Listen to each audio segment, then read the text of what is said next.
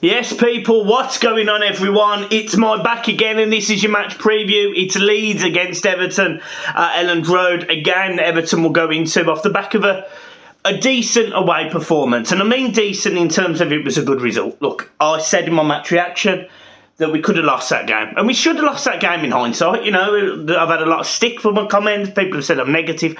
It's not negative. I'm just going by the fact that they hit the crossbar and post. They had more chances than us. You know, I know people were saying, well, they haven't had as many on target as us, etc. Well, they hit the woodwork 3 times. So, you know, if they were included, that would be 8. So, yeah. Look, I'm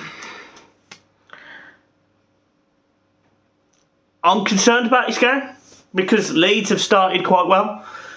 Yes, you know, it didn't probably work out for them as they expected yesterday, but Leeds were very much in that game for a long time. They were very good.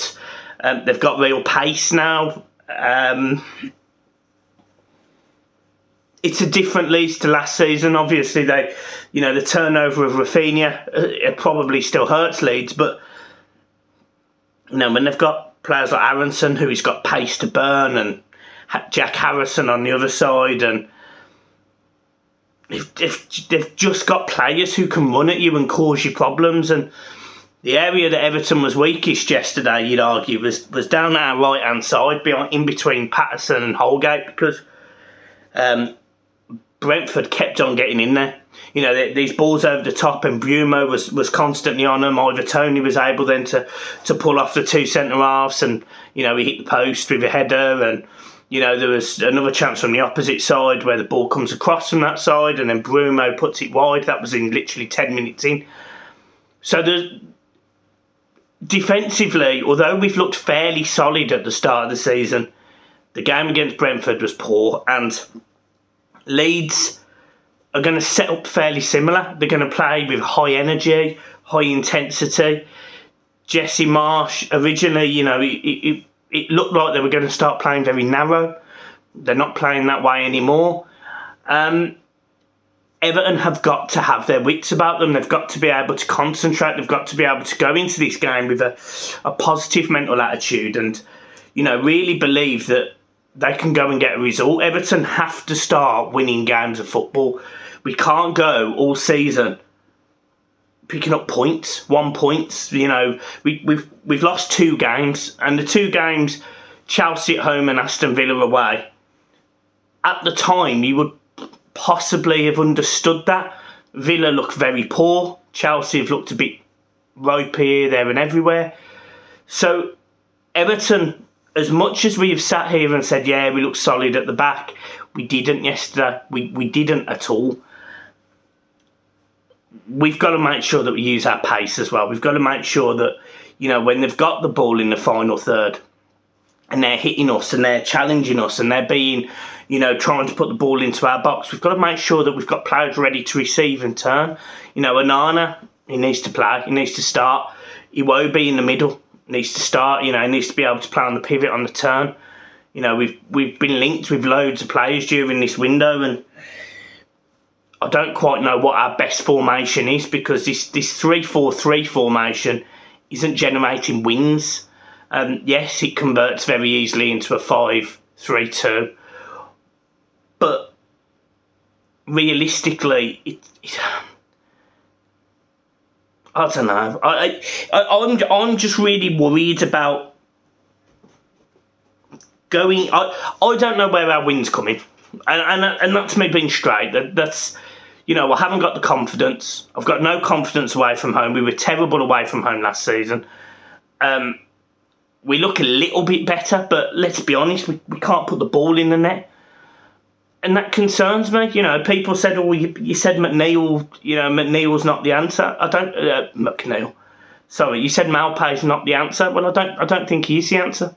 You know, why should Everton be going to signing a player that scored, I think, 8 goals last season?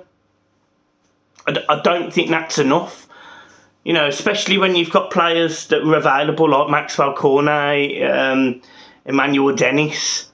You know, these players are very good players, and instead we've gone and signed Malpay and McNeil. Doesn't make sense to me. But I hope it comes right. I hope it goes well, and I hope we see Neil Malpay. I hope he starts, because playing with these sort of 3-man attack at the front, McNeil offers nothing. And before games in, he's played enough football for me to be able to say, look, I haven't seen anything that's impressed me. He come on his debut against Kiev and looked sensational. He hasn't done it in the Premier League. He hasn't looked anywhere near the player he was 2 or 3 years ago for Burnley. Leeds are going to be able to know that. They'll nullify Everton's attack if they can. So what Everton needs to do is be able to pull them little pockets of space. One argument I would make for Leeds is they're not necessarily the quickest at the back. With Llorente very much that stable man in the middle. He'll win everything in the air. But if you can play through the channels, that's where you've got your chances. Diagonal balls from Cody, from Tarkowski, from Patterson on the overlap. Putting them balls over, they're the balls that are going to hurt Leeds. And we did see them against Brentford. We saw Renana with a little ball round the corner, and Demarai Gray should be scoring. We saw Cody obviously get his assist the week before. We saw Pickford creating a goal for Demarai Gray. So we know Everton can do that. And that's what we've got to do. We've got to expose those spaces, because in the final third, Everton haven't looked great. We've looked fine in the middle of the pitch. We've looked like we can have the ball. We look like we can pass the ball nicely. We've looked like we can open teams up, but we haven't got that natural finisher, that natural striker. And, Neil Malpay, I actually never thought he was a natural finisher. I always thought he played on the left. I always thought he was like a winger type striker, one of these players that could play left or up front. And yeah, I mean, if he's coming in to be our centre forward, then fair enough. The positive news is that Calvert-Lewin looks like his recovery's been sped up, and it looks like he's in training quicker. But boy, do we need him! We need him, because the vocal point up front has been poor. Rondon, we know, has been shocking. Brentford, I think we did miss a striker. I do. Although we were winning the game for 82 minutes or whatever it was, but I do think we missed a striker. And Leeds are just a different animal to Brentford. I would argue that Leeds are better than Brentford at the minute. They've looked really decent. I know they've had a few bad results, but they've also had a fantastic result, beating Chelsea 3-0. They won't be chuffed with the 3-2 against Fulham. They won't be chuffed at the game this weekend. They won't be chuffed about any of that. But they've got goals in them. They've got pace in them. And although Everton have got pace, and even they've got the leadership in the middle of the park, they've got the athleticism now in the middle of the park as well, with Onana and Iwobi. They haven't got the man who's going to put the ball in the net, and that's what worries me about this game. Look, if you want my team, the team is probably what it was against Brentford, apart from I dropped McNeil and I put in Malpay, and that's the team. Holgate, I suspect Holgate's out, so Michael Keane will come in, and that worries me. I just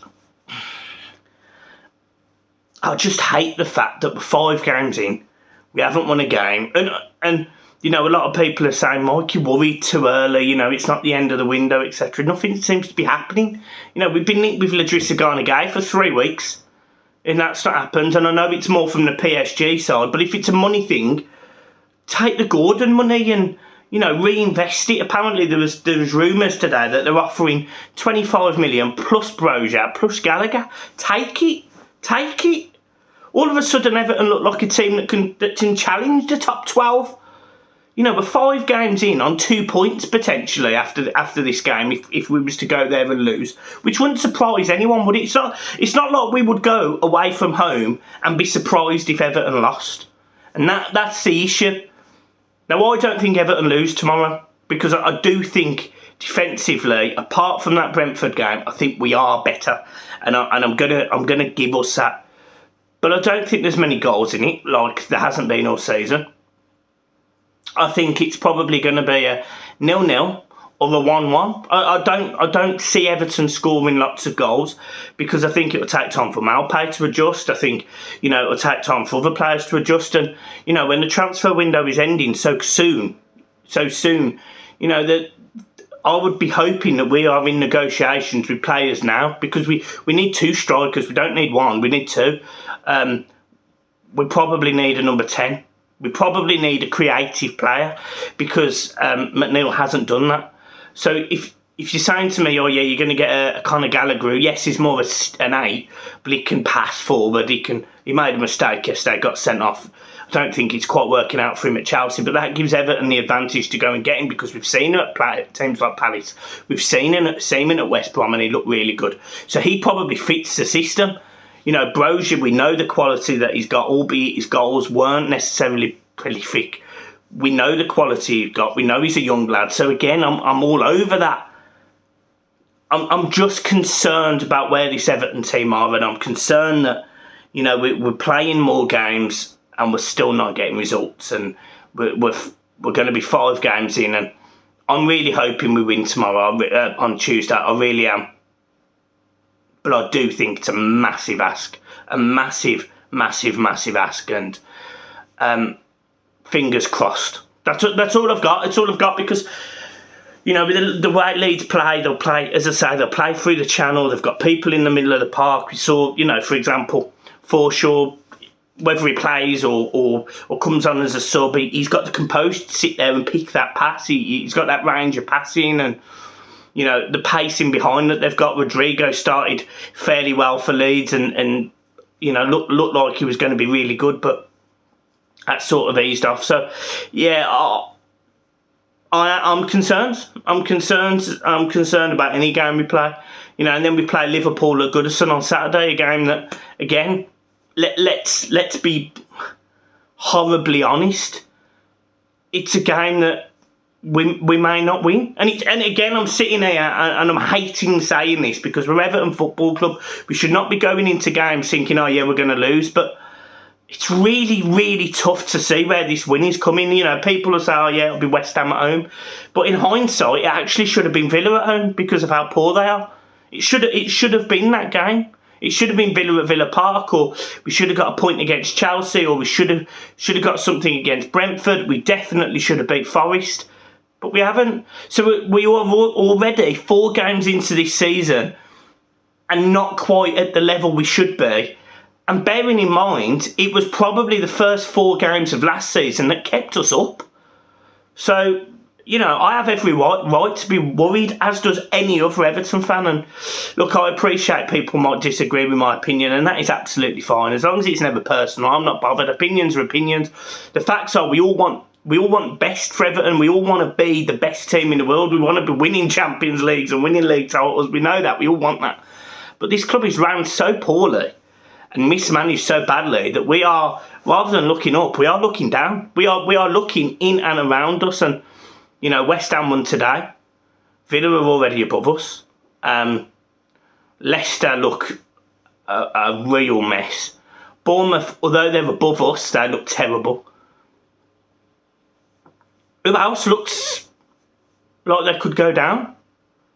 And that's my worry. That is truly my worry. So, yeah, look, we'll see. Score predictions 1-1. Tamari Gray scores for Everton, and wouldn't surprise me if someone like Aronson gets round the back of us and makes it 1-1 Leeds, whatever. I just feel sick. I'm worried. I am genuinely scared about this season. Like, I said at the end of last season, and I said when Richarlison went, I said the facts are, we as of right now, I truly believe we're relegated. And I said that 8 weeks ago now.